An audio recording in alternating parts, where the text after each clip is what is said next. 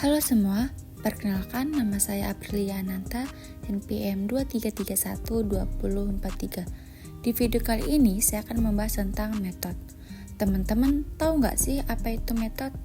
Metode adalah cara terstruktur untuk memecahkan masalah dan mengembangkan solusi.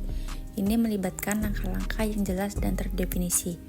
Tujuan dari metode adalah untuk meningkatkan efisiensi, mengurangi risiko, dan memastikan kualitas hasil yang tinggi dalam pengembangan perangkat lunak. Jenis-jenis metode ada waterfall, model klasik, linear, dan tahap demi tahap. Agile, fokus pada iterasi, fleksibilitas, dan kolaborasi tim. Scrum, framework Agile yang populer menggunakan sprint dan peran yang jelas. Kanban, sistem visualisasi pekerjaan yang berfokus pada alur kerja dan peningkatan efisiensi.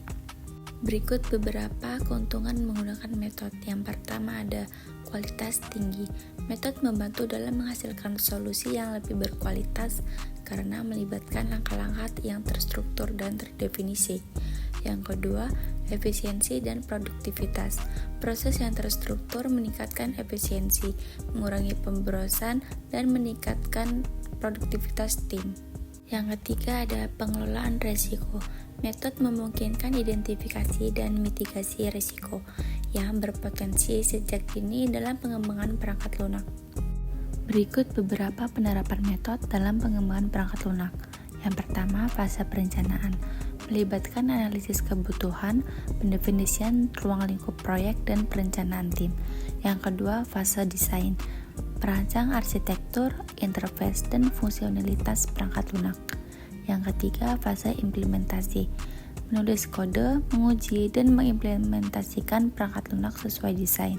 Yang keempat, fase pengujian. Melakukan pengujian untuk memastikan kualitas, stabilitas, dan fungsionalitas perangkat lunak. Yang kelima, fase penerapan.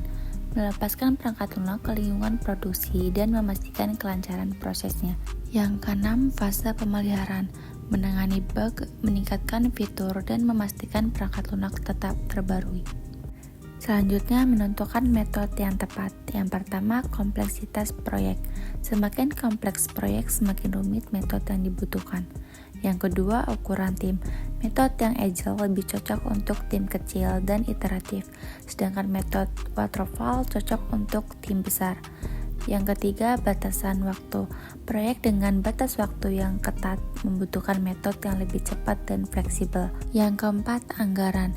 Metode yang tepat akan meminimalkan biaya dan memastikan hasil yang sesuai dengan anggaran. Contoh penerapan metode. Yang pertama, analisis kebutuhan. Identifikasi kebutuhan pengguna dan fungsionalitas perangkat lunak. Yang kedua, desain interface. Merancang tampilan dan interaksi pengguna. Yang ketiga, pengembangan kode. Menulis kode perangkat lunak sesuai desain. Yang keempat, pengujian dan debug. Menguji perangkat lunak dan memperbaiki kesalahan. Yang kelima, penerapan dan pemeliharaan. Melepaskan perangkat lunak dan menangani bug dan meningkatkan di masa mendatang. Kesimpulan dari video ini adalah serangkaian instruksi atau prosedur dalam pemrograman yang dirancang untuk melakukan tugas tertentu.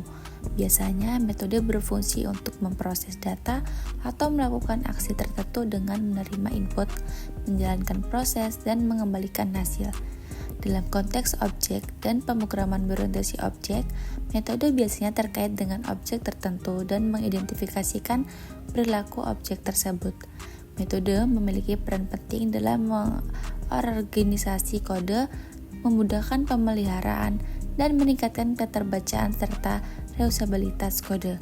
Sebuah metode dapat berbeda-beda dalam hal tujuan, cara kerja, dan jenis data yang ditangani, tetapi inti dari setiap metode adalah untuk menyederhanakan dan memperjelas cara kerja program dalam menyelesaikan masalah tertentu. Mungkin itu saja yang dapat saya sampaikan, kurang lebihnya mohon maaf, semoga bermanfaat, terima kasih.